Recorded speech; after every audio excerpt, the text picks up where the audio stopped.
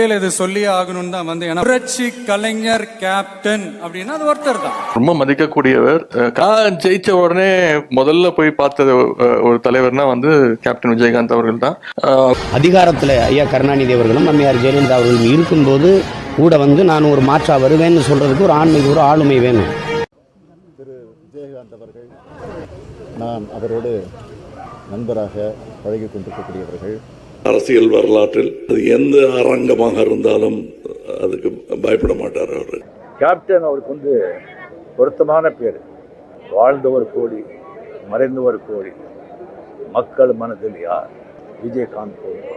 வாழ்க விஜயகாந்த். நாம் நல்ல சுகமா இருந்து கூட அரசியலுக்கு வரணும். என்ன காலம் தள்ளிட்டு வருது போட அதான் தள்ளுது வர என்ன ஆக போகிறது? நம்ம சொத்தை அடைஞ்சாலும் சரி, நம்மளுக்கு தேவை மக்கள். இந்த மக்களுக்காக யாராவது ஒருத்தர் செத்து என்று என்னுடைய பேர் இருக்கட்டுமே.